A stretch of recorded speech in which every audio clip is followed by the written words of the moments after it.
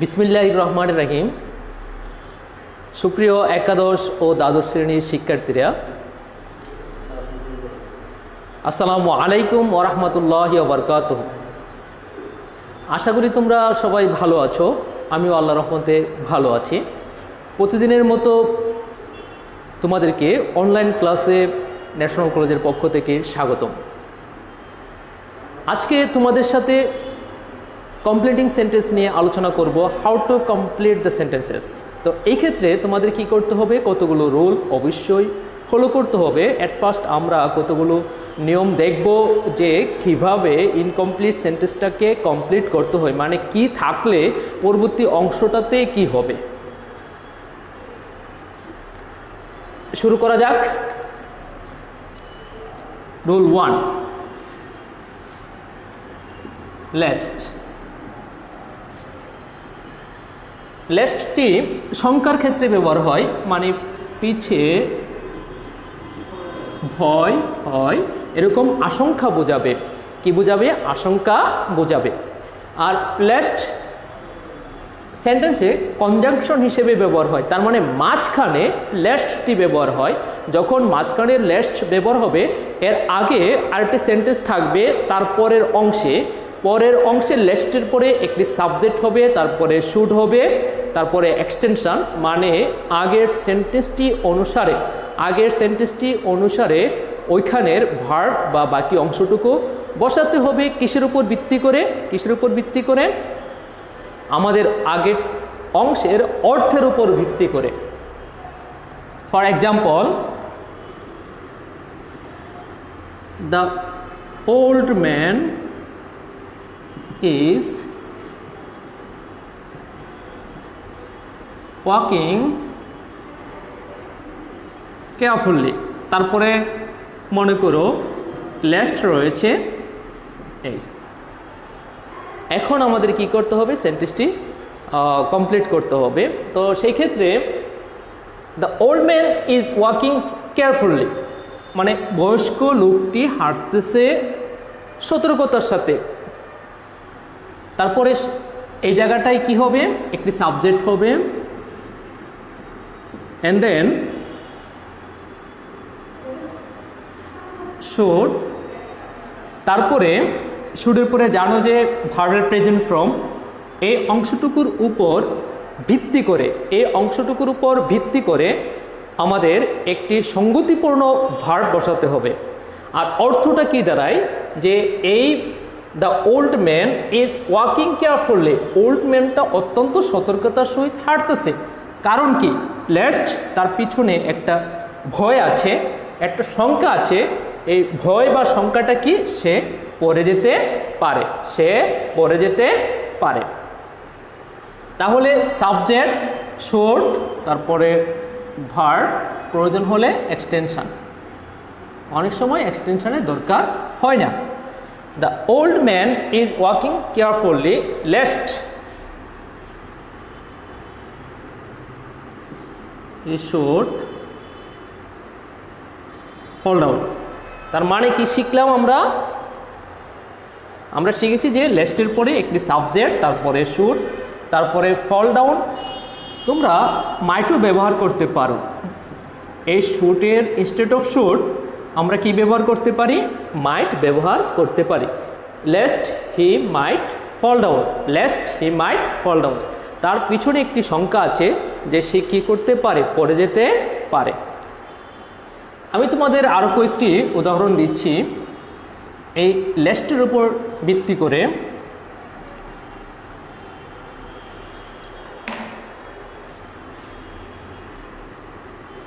The girl is studying attentively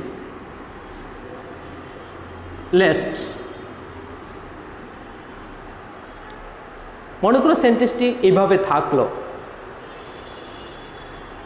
the girl is studying attentively or seriously lest. পিছে একটি ভয় আছে, শঙ্কা আছে। তারপরে আমাদের কি বসাতে হবে? সাবজেক্ট, শুড, তারপর আগের অংশ মানে আগের সেন্সের উপর ডিপেন্ড করে একটি সঙ্গতিপূর্ণ ভার্ব বসাতে হবে। দ্য গার্ল, অবশ্যই তোমরা করতে পারছো, কমপ্লিট করতে পারছো, কারণ এটা অনেকটা সহজ হয়ে গেল। কিভাবে সহজ হলো? যে লেস্টের পরে একটি সাবজেক্ট বসাবো, তারপরে শুড, তারপরে কি বসাবো? ভার্ব বসাবো। তাহলে the girl is studying attentively, মেয়েটি মনোযোগের সাথে পড়াশোনা করতেছে। লেস্ট, তার পিছনে একটি ভয় আছে। কি ভয় আছে? সি, নিয়ম অনুসারে আমরা শুড বসাবো, মাইটও বসাইতে পারো, might cut a sorry figure in the examination. যে তার পিছনে একটি ভয় আছে, ভয়টি কি? সে যদি পরীক্ষায় খারাপ করে। এখন আমরা পরবর্তী নিয়মের মধ্যে যাব।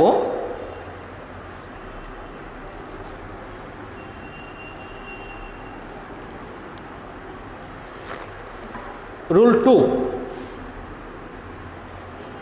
ইফ।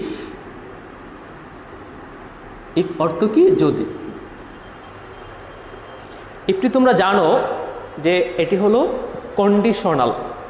এটিকে কি বলা হয়? কন্ডিশনাল বলা হয়।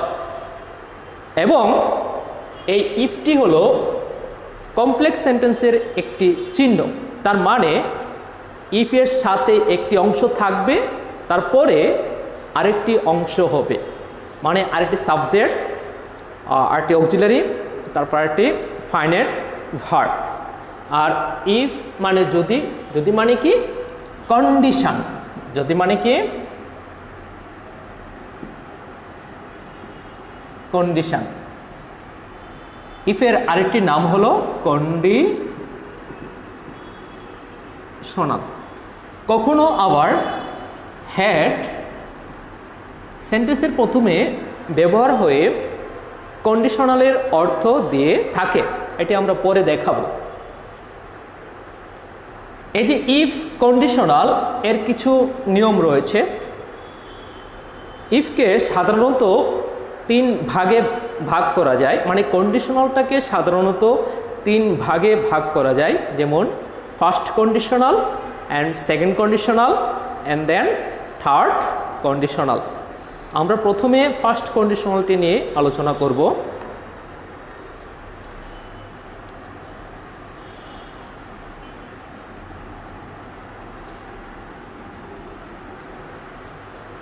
তোমরা লিখে নাও এভাবে, আমি যেভাবে বলছি। ইফের সাথের অংশে কখনো কখনো ইফটি সেন্টেন্সের মাঝখানে কনজাংশন হিসেবে ব্যবহার হয়, আর কখনো বা ইফটি অ্যাডভার্ব হিসেবে বাক্যের প্রথমে, that means the symbol of complex, কমপ্লেক্সের সিম্বল হিসেবে বাক্যের প্রথমে ব্যবহার হতে পারে। তাহলে ইফের সাথের অংশে যদি প্রেজেন্ট ইনডিফিনিট হয়, তাহলে ইফের পরের অংশে সাবজেক্ট ক্যান অথবা মে অথবা শেল অথবা উইল, তারপরে ভার্বের প্রেজেন্ট ফর্ম, তারপরে সঙ্গতি রেখে একটি ভার্ব, তারপরে বাকি অংশ। ওকে, আমরা ইফের নিয়মগুলো দেখব। আমরা ইফ এস ফার্স্ট কন্ডিশনাল, মানে ইফটি ফার্স্ট কন্ডিশনাল হিসাবে যখন ব্যবহার হবে। ইফের সাথের অংশে মনে করো present indefinite, if plus present indefinite. এবার ইফের পরের অংশে কি হবে? সাবজেক্ট, তারপরে ক্যান বসাতে পারো, মে বসাতে পারো, অথবা শেল অথবা উইল, তারপরে ক্যান, মে, শেল, উইল, এগুলো হলো মডাল অক্সিলারি। এগুলো কি? Modal auxiliary. এদের পরে ভার্বের প্রেজেন্ট ফর্ম হয়ে থাকে। If plus present indefinite subject তারপরে ক্যান মে শ্যাল উইল তারপরে ভার্বের present form and then extension যদি প্রয়োজন হয়। বুঝতে পারছো? ইফের সাথের অংশে ফার্স্ট কন্ডিশনালের ক্ষেত্রে ইফের সাথের অংশে কি থাকবে? প্রেজেন্ট ইনডিফিনিট সাবজেক্ট সহ। যেহেতু ইফটি কমপ্লেক্স সেন্টেন্সের চিহ্ন সেহেতু ইফের সাথে সাবজেক্ট ভার্ব অবজেক্ট থাকবে। তারপরে পরের অংশে আমাদের কি করতে হবে?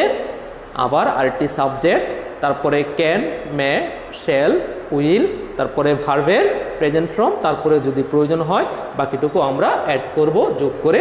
এভাবে আমরা কি করব? সেন্টেন্সটিকে কমপ্লিট করব।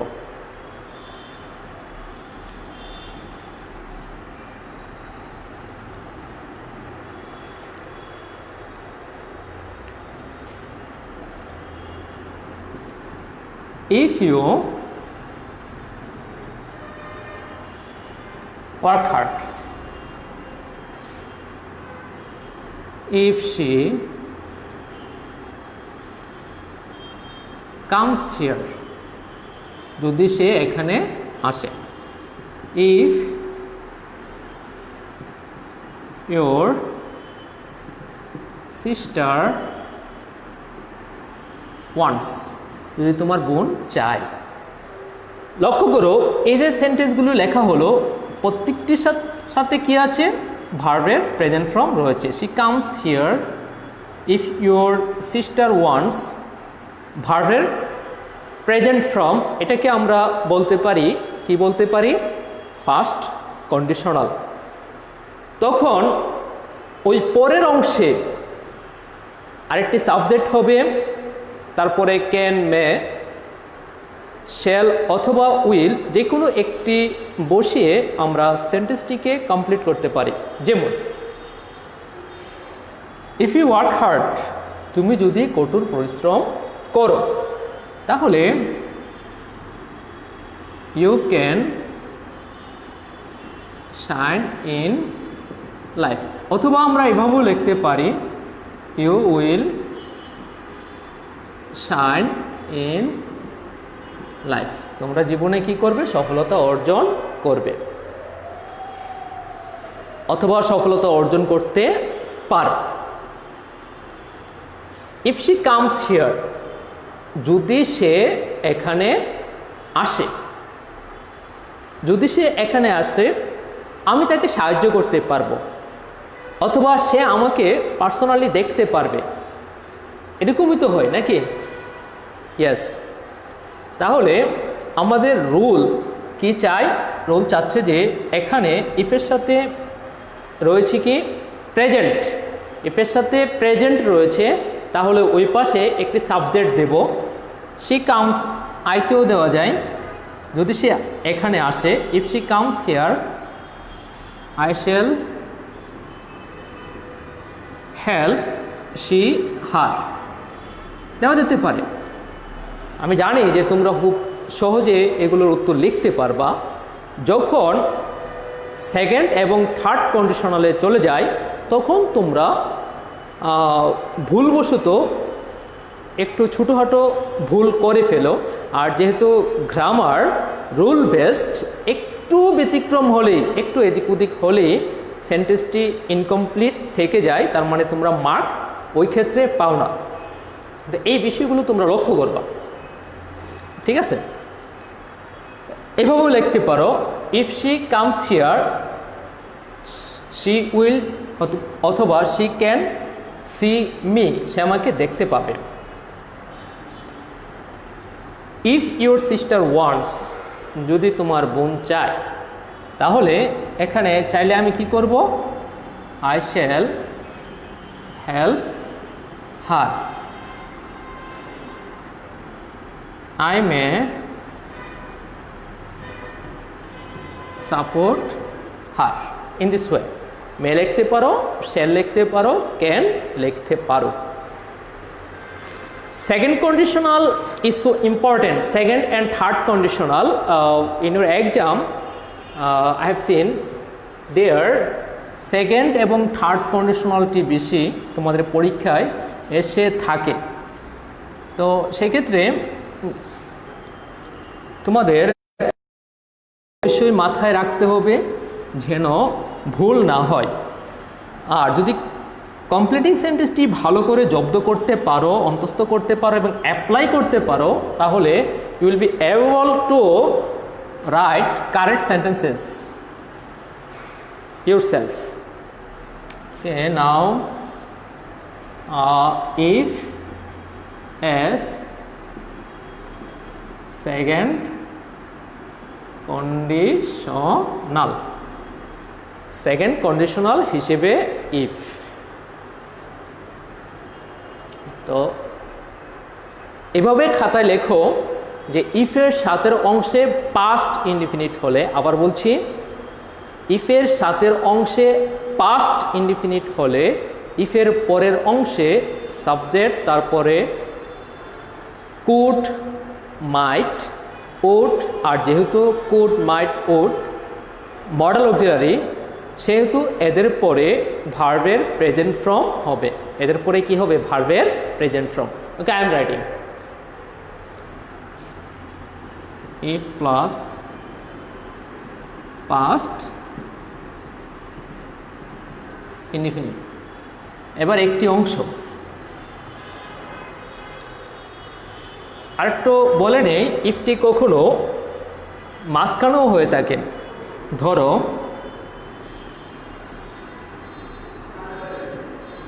I shall go, আমি যাব। Here you may find gap, in this way you may find, এভাবে পেতে পারো if you come and here is the gap। মানে বুঝতে পারলাম যে ইফটি বাক্যের প্রথমে হতে পারে, শুরুতেও হতে পারে।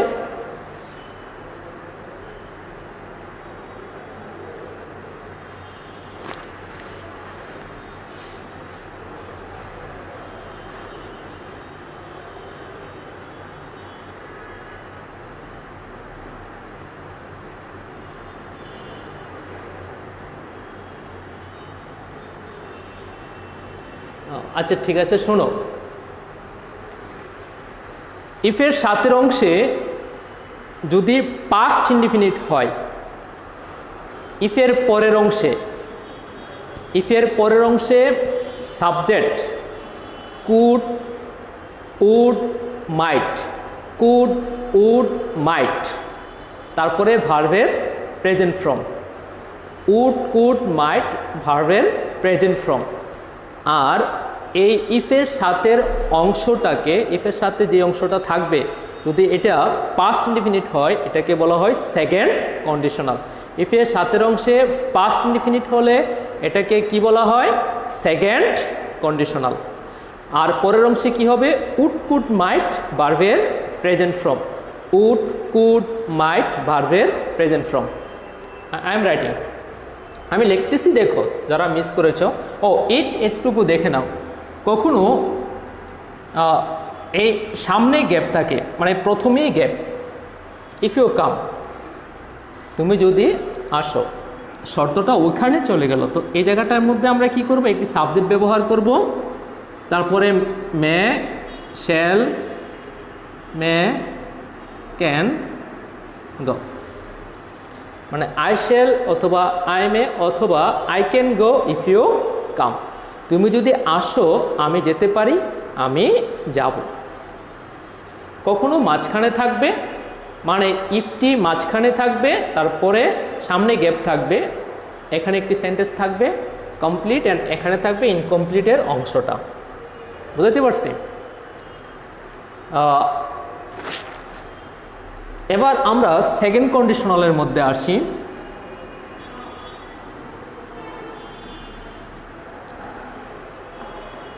ইফ তারপরে পাস্ট ইনডিফিনিট, ইফ তারপরে পাস্ট ইনডিফিনিট, পরের অংশে কি হবে তাহলে? তাহলে হবে তোমার সাবজেক্ট উড। এখানে কিন্তু শুড হবে না, কারণ শুড অর্থ হলো উচিত। ফিউচার ইন দ্য পাস্ট, এখানে যেহেতু পাস্ট ইনডিফিনিট পেয়েছো, সেহেতু ওইখানে উইলের পাস্ট ফর্ম হলো উড, সাবজেক্ট প্লাস উড অথবা মাইট অথবা কুড।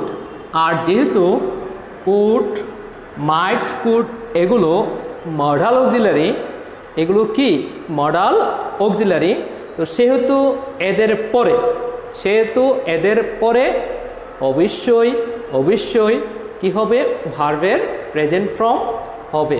তার মানে কি প্রেজেন্ট ফর্ম অফ ভার্ব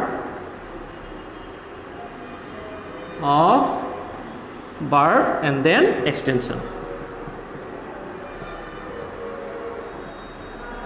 আবার বলছি দেখো, ইফ এর সাতের অংশে পাস্ট ইনডিফিনিট, পরের অংশে কি হবে, সাবজেক্ট উড, কুড, মাইট, ভার্বের প্রেজেন্ট ফর্ম, তারপরে এক্সটেনশন। লিখে নাও।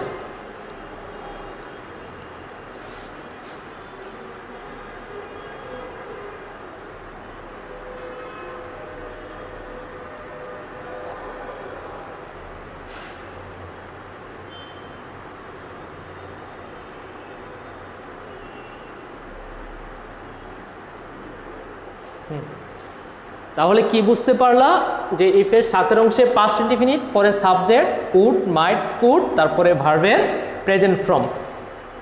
I am giving example. Yes,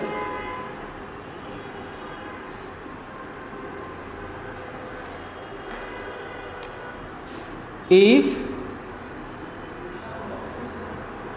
we knew her address. If এর সাতের অংশে একটি complete sentence, it is subordinate. তাহলে এখানে নূর পাস্ট ফর্ম হলো সাবজেক্টের পরে ভার্বের পাস্ট ফর্ম রয়েছে। বলো তো এটি কোন কন্ডিশনাল?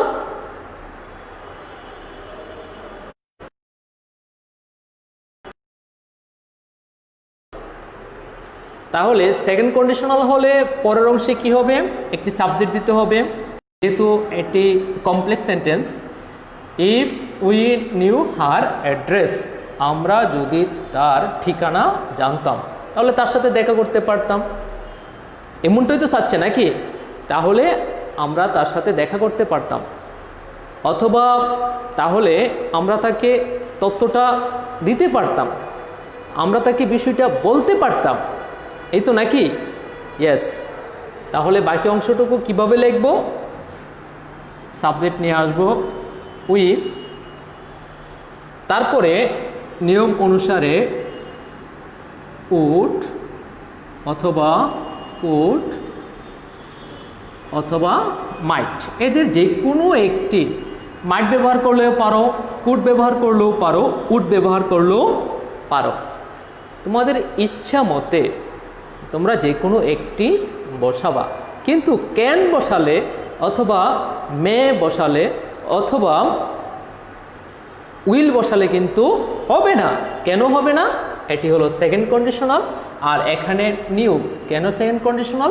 এখানে কি রয়েছে, সাবজেক্টের পরে ভার্বের পাস্ট ফর্ম রয়েছে। If we knew her address we would, could, mite,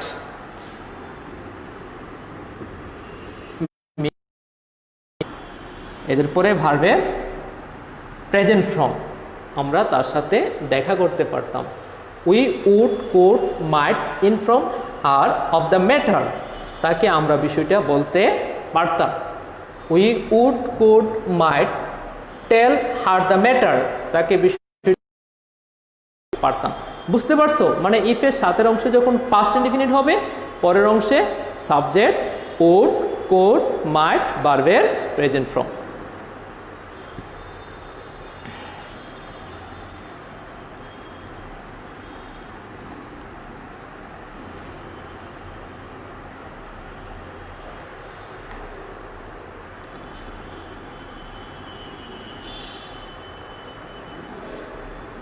If as third conditional, মানে ইফটি থার্ড কন্ডিশনাল হিসেবে ব্যবহার হয়, তখন একটি রুল আছে,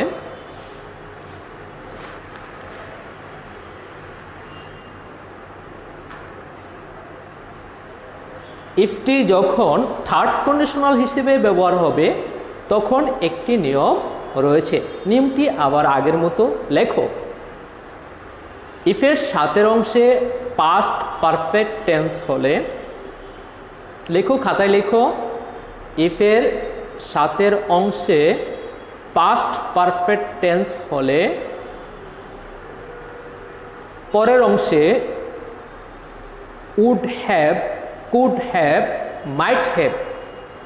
আবার বলছি, ইফের সাতের অংশে পাস্ট পারফেক্ট হলে ইফের পরের অংশে would have, could have, might have. হ্যাভের পরে জানো যে কি হয়, ভার্বের থার্ড ফর্ম হয়ে থাকে, ভার্বের থার্ড ফর্ম, তারপরে এক্সটেনশন। ইফের সাতের অংশে পাস্ট পারফেক্ট হলে ইফের পরের অংশে would have, could have, might have, তারপরে কি, তারপরে ভার্বের থার্ড ফর্ম অফ ভার্ব, তারপরে এক্সটেনশন। বুঝতে পারছি? এটিকে কি বলা হয়? এটিকে থার্ড কন্ডিশনাল বলা হয়। কি বলা হয়? Third conditional. Okay, I am writing if plus yes past perfect. এবার পরের অংশে আসো, এটাকে কি বলা হবে? Third conditional. Subject plus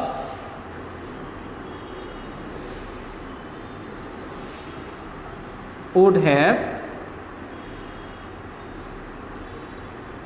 could have,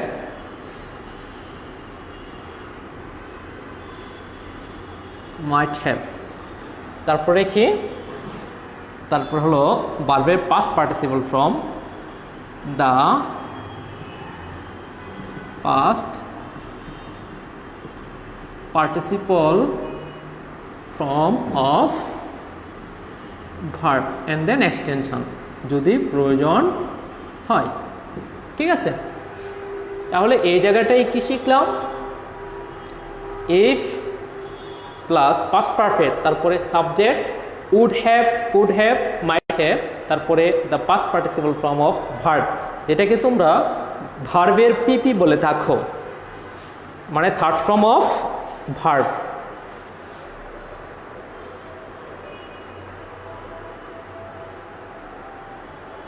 yes, কি হবে? থার্ড ফর্ম অফ ভার্ব, তারপরে হলো এক্সটেনশন। সুন্দর করে আবার দেখো এবং লেখো। ইফের সাথে পাস্ট পারফেক্ট, তার পরের অংশ হবে subject would have, could have, might have, the past participle form of verb, তারপরে extension. Okay, I am giving an example of third conditional. Third কন্ডিশনালের আরেকটি উদাহরণ আমি দিচ্ছি, দেখো। If she had attended the party, সে যদি পার্টিতে যোগদান করত, if she had attended the party, তাহলে সে পার্টিতে যোগদান করলে আমি খুশি হতাম, হতে পারে। অথবা সে যদি পার্টিতে যোগদান করত, অংশগ্রহণ করত, তাহলে সে পার্টিতে কি করতে পারত? উপভোগ করতে পারত। ইয়েস, নিয়ম অনুসারে আমরা কি বসাবো? শি। তারপরে কুড হ্যাভ, would have, অথবা might have, as you wish, যে কোনো একটি। would have, could have, might have enjoyed the party, সে কি করতে পারতো? পার্টিটা উপভোগ করতে পারতো। এই জায়গাটায় তোমাদের কি থাকবে? গ্যাপ থাকবে, এভাবে পূরণ করতে হবে। If she had attended the party, এটা থার্ড কন্ডিশনাল। কেন থার্ড কন্ডিশনাল? কারণটা কি? কারণটা হলো এটাকে আমরা পেয়েছি পাস্ট পারফেক্ট টেন্সে। কোন টেন্সে পেয়েছি? Past perfect tense. হ্যাড এবং ভার্বের 3 নম্বর form, this is past perfect tense. এই কারণে পরের অংশে subject would have, could have, might have, তারপরে third form of verb and বাকি অংশ। এগুলো গেল নিয়মের কথা। এর বাইরেও কিছু কথা আছে যেগুলো তোমাদেরকে জানানো উচিত বলে মনে করি। শোনো, এখন নতুন একটি কন্ডিশনাল আছে যেটাকে আমি বলে থাকি জিরো কন্ডিশনাল। কি কন্ডিশনাল? জিরো। হলো ইফের সাথের অংশে প্রেজেন্ট ইনডিফিনিট থাকবে, বাট পরের অংশে মাস্ট অথবা শুড ব্যবহার হবে। মাস্ট অথবা শুড ব্যবহার হবে। আবার শোনো, ইফের সাথের অংশে প্রেজেন্ট ইনডিফিনিট থাকবে, কিন্তু পরের অংশে ক্যান, মে এগুলো ব্যবহার না হয়ে কি ব্যবহার হবে? Must. For your better understanding I am giving an example. If you want to shine in life, this is the gap. If you want to shine in life, মানে তোমরা যদি জীবনে সফলতা অর্জন করতে চাও, তো সেক্ষেত্রে কি করতে হবে? জীবনে সফলতা অর্জন করতে হলে আমাদের কি করতে হবে? বিষয়টা যদি এমন হয় বা এভাবে যদি বলি ফার্স্ট কন্ডিশনালের নিয়মে যে if you want to shine in life you can work hard, এটা অর্থটা ভালো হয় না। কেন ভালো হয় না? তোমার জীবনে তুমি যদি সফলতা অর্জন করতে চাও অবশ্যই তোমাকে কিছু কাজ করতে হবে। সেটা হলো অবশ্যই তোমাকে কঠোর পরিশ্রম করতে হবে, করা উচিত। কঠোর পরিশ্রম করা উচিত। তো এরকম যখন সেন্টেন্সের মধ্যে ওয়ান্ট থাকবে, মনে করো if you want to be respected, এখানে if you want to shine in life, okay here will be you. এখানে কিন্তু ক্যান, কুড দিলে হবে না, ক্যান, মে, শ্যাল, উইল দিলে হবে না। কি হবে? ইউ মাস্ট, তোমার উচিত, ওয়ার্ক। এখানে অব্লিগেটরি মানে বাধ্যবাধকতা বোঝাচ্ছে। জীবনে সফলতা অর্জন করতে যদি চাও তোমার উচিত হবে কি করা? কঠোর পরিশ্রম করা। এখানে ক্যান, মে না হয়ে এখানে কি হবে? মাস্ট হবে। কারণ হলো শর্তটা কিসের সাথে জড়িত? শর্ত জড়িত। জীবনে যদি সফলতা অর্জন করতে চাও, এখানে ওয়ান্ট চাওয়ার উপর নির্ভর করেছে। জীবনে সফলতা অর্জন করতে হলে অবশ্যই কঠোর পরিশ্রম করা উচিত। অন্যভাবে হতে পারে if you want to be respected, তুমি যদি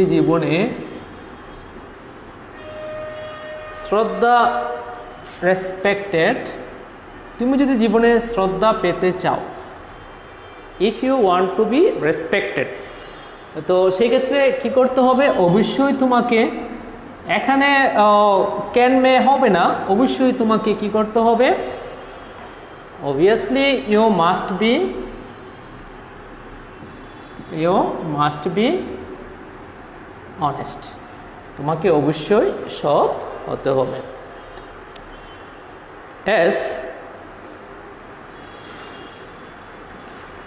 টাইম ইজ ওভার। নাও তোমাদের আর একটু এলিবোরেটলি আমি আলোচনা করব কন্ডিশনালটা। আরও 2টা বা 3টা টার্ম তোমাকে দেখাইতে হবে যে কন্ডিশনালটা আরও কিভাবে হতে পারে। তোমরা সেন্টেন্সের মধ্যে মানে ওইখানে যে 10টি সেন্টেন্স থাকবে এর উপরে একটি সেন্টেন্স অবশ্যই কন্ডিশনালের উপরে পাবে। তার মানে কন্ডিশনালটা যদি আমরা অন্তস্থ করতে পারি, আয়ত্তে করতে পারি, তাহলে আমরা অবশ্যই কিছু না কিছু মার্ক কমপ্লিটিং সেন্টেন্সের উপর পাবো এবং কারেক্টলি সেন্টেন্সগুলো লিখতে পারবো।